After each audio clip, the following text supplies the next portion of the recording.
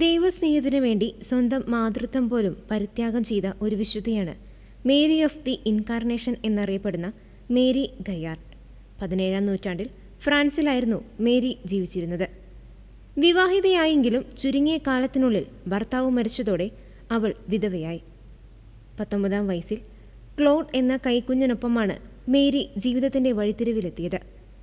Business കാര്യങ്ങൾ നോക്കി നടത്തിയിരുന്ന മേരിക്ക് ഉള്ളിൽ ശക്തമായ ദൈവവിളി അനുഭവപ്പെട്ടു. ഓഴ്സലേം സന്യാസ സഭയിൽ ചേരാനായിരുന്നു അവളുടെ ആഗ്രഹം. 12 വയസ്സുകാരനായ തൻ്റെ മകനെ ഉപേക്ഷിച്ച് സന്യാസ മഠത്തിലേക്ക് പോവുക എന്നത് ഒരു അമ്മയെ സംബന്ധിച്ച് ചിന്തിക്കാൻ പോലും കഴിയാത്ത കാര്യമായിരുന്നു.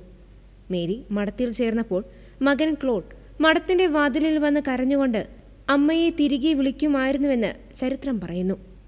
എൻ്റെ അമ്മയെ എനിക്ക് തിരികെ തരൂവെന്ന് ഉറക്കെ കരയുന്ന മകനെ ദൈവകൃപയിൽ വിശ്വസിച്ച് അവൾക്ക് മാറ്റിവെക്കേണ്ടി വന്നു.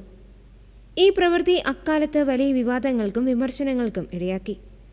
സന്യാസ ജീവിതം സ്വീകരിച്ച ശേഷം മേരി കാനഡയിലെ ക്യൂബെക്കിലേക്ക് മിഷനറി പ്രവർത്തനത്തിനായി പോയി.